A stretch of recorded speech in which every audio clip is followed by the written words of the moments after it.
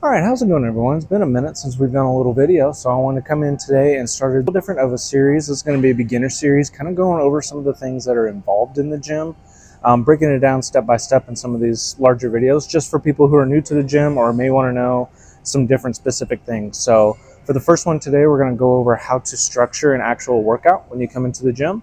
So let's get after it.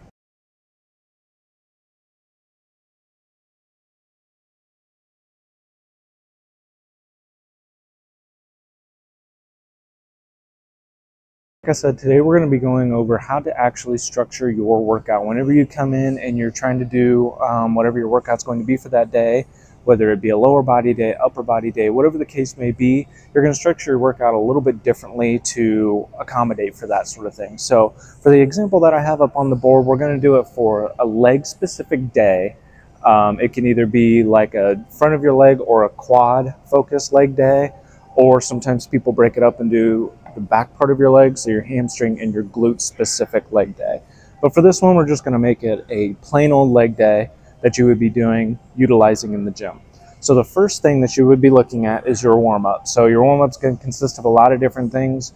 A lot of different people have a lot of different opinions as to what your warm-up should look like and the time frame of your warm-up. For the general person to come in and get ready for any specific type of workout, 5 to 10 minutes is plenty, all that you need to be able to come in and be able to move effectively.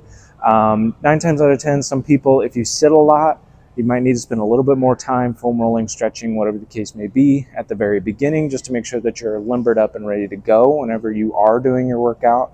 But 5 to 10 minutes is good unless you have some specific stretching or mobility goals. Then that number is going to go up a little bit more, so you just need to accommodate for that. So in a separate video that will be coming out in a couple weeks or so, I'm just going to break down what an actual warm-up looks like, because like I said, there's a lot of schools of thought when it comes to that. Some people say no to static stretching at the beginning. Some people say you can do it, but then also doing dynamic. And we'll get into all of that lingo and all that kind of stuff in a separate video. But just for now, for your warm-up, just to get your body ready to move for a leg day, getting everything stretched out basically from your waist down should take you about 5 to 10 minutes to do it effectively. Then you can get right into your workout. Number 2, you're going to be looking at your compound movements. 1 to 2 is where I like to stick with myself and my clients. 1 to 2 compound movements is definitely good. If you're feeling a little bit more experienced, advanced in the gym, 2 might be your best bet. So normally I just kind of stick with 1. And compound movements, essentially what that means is it's a movement that trains multiple muscle groups or multiple parts of a muscle. So examples of that for a leg day, which I have videoed, are a belt squat, a leg press, a hack squat, and then a regular squat. So not only do they do your quads, they do your glutes or your butt, they also do your hamstrings, and then a little bit of your calves, depending upon how you activate those muscles whenever you're doing those exercises. So compound movements, just to make it easy, is a compound of multiple different muscle groups working together to accomplish a specific exercise. And so those are relatively taxing to do. So you want to throw those at the very beginning of your workout when you're fresh and ready to go. Some people like to throw them at the end. Sometimes I will throw a compound movement at the end as well as the beginning as kind of a finisher, a way to make sure that every single muscle group is hit and it was hit effectively. But normally you would throw them at the beginning because they are more taxing. They are going to cover a lot more ground. So you want to be sure that you're fresh and ready to go whenever you're doing those sorts of exercises. So once you do those, you would move into your accessory movements. And so what your accessory movements would be is your leg extensions, your leg curls, your calves, your all of that, all of those different machines and things like that. Or if you're familiar with any dumbbell type movements like lunges or deadlifts, straight leg deadlifts with dumbbells, any of those sorts of things will be in your accessory category. And so I normally go 2 to 3. Sometimes you can see way more than that, and sometimes I do way more than that. Just because I've been in the gym for a while, I do a little bit more. But normally you can get by and get very effective results with 2 to 3 accessory movements. So if you were wanting to focus on the top part of your leg or your quad on one given day, you could do lunges, leg extensions, and then throw in a leg curl. So then that way you put more emphasis on the top part but you're not neglecting your hamstrings at all and still allowing a chance for them to grow and develop as they need to. Or if you were doing a hamstring and glute one specifically, you could do a seated or lying leg curl, as I had videoed, and a straight leg deadlift, and then throw in like a lunge or a leg extension or something like that.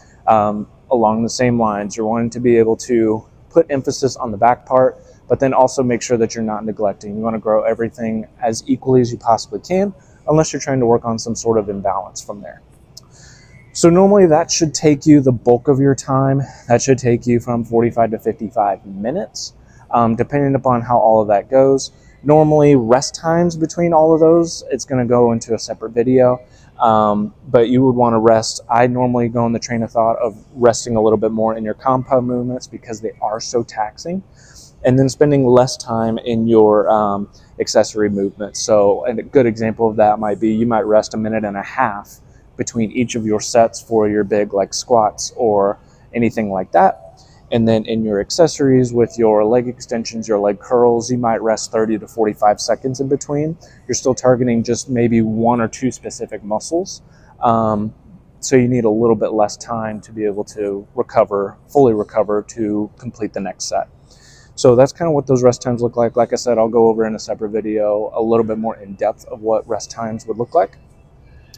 And then at the very end is going to be your cool down, your cardio, and your core section, which is kind of how I want to do it. So you'll do your warm-up, like I said, you'll get your compound movements in, and you'll do your accessory movements. For a specific leg day, the way that I kind of like to structure it is doing my quads, hamstrings, and my glutes before I do my calves. My calves for me are a smaller muscle group, so I can end off on those and be fine. Sometimes people like to throw them at the beginning, so they have a little bit more energy to be able to hit them effectively. But I like to throw them at the end because I like to get everything pretty much from the waist to the knees done and ready to go. And then I'll go into the calves and kind of finish off with that. So that's kind of the structure before I get into the last one. So at the last one, it is cool down, like I said, cool down, cardio, and core. So this is where you would spend your time doing any sort of cardio that you're doing, if your program allows for it. So if you're in some sort of a bulking phase, there may be a couple of days to where you don't do cardio, so you won't have to worry about that. Cardio is effective both in your bulking and your cutting seasons. If you are familiar with those, if you're not, there's another separate video I will make on the differences between those. So that will be your section for that. You will do it at the very end. Number one, you want to be sure that you come into this workout ready to go and primed. You don't want to be pre-exhausted by your cardio, doing it beforehand. So I like to throw it in at the very end. Whatever you have left, you can take to your cardio, whatever that the case may be there. With your cool down, that's where you're going to do some more stretching. If you're so inclined to do so. Your muscles are already primed, already warmed up, so that's a good time for you to go back into your stretches. Your muscles are already, like I said, warmed up and ready to go, and they're not cold and brittle, I guess you could say. So they're going to be a lot more malleable. You're going to be able to stretch a little bit more, get a little bit deeper, improve your flexibility. That's going to be a prime way to be able to do that. So you might throw that in at the very end. Highly recommend that. And then core, that's going to be your abs or anything like that you're going to throw in at the very end. Whether you're doing planks, whether you're doing sit-ups, whatever the case may be. If you want to finish off with some sort of core exercise, with that one, it doesn't really matter how many exercises you do. Too much can be like 5, 6, 7 exercises. So I usually try and stick around 2 to 3. And I do it in what I call a giant set, which is just doing them back to back to back, then taking rest, and then going right back into it. So I'll kind of go over a little bit of the terminology in a separate video, but that's kind of how I structure a lot of my workouts, especially for me and for my clients. If you are 100% new to the gym, I would recommend to go on the lesser side of this example, just so that you can get ready and you can get accustomed to how to structure your workout and you can get familiar with how things go. So I would do maybe 1 compound, a couple of accessories, and then finish off. You can go a little bit more intense. You can go a little bit less intense just to try and figure out the machines.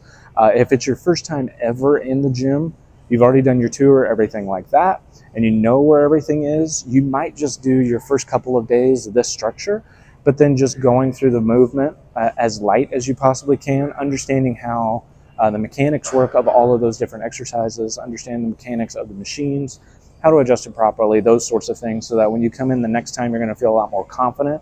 You'll be able to push the weight a little bit more. So, like I said, this is going to be your optimal way of being able to structure your own workout. It's going to last for many, many years. It's going to last you through your whole workout journey.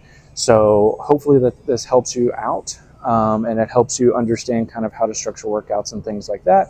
And you feel a little bit more comfortable coming into the gym, knowing what you should do, how you should structure it, those sorts of things. So if you like this, leave a like, subscribe, leave a comment down below on some of your favorite, whether it be compound or accessory exercises, maybe a couple things that I missed, maybe a couple of things that if you're a trainer or you've been working out for a while, some of the things that you also implement into your structure for beginners or whatever the case may be. And a lot more is to come. Like I said, there's a lot of terminology that comes with the gym that I will be breaking down for you. There's a lot more like warm-up type stuff, cool-down type stuff. I can go through all of that for you so that whenever you come into the gym, you have the necessary tools to be able to get everything that you need to done and be able to get an effective workout going. So if you enjoyed it, leave a like, and I will catch you in the next video.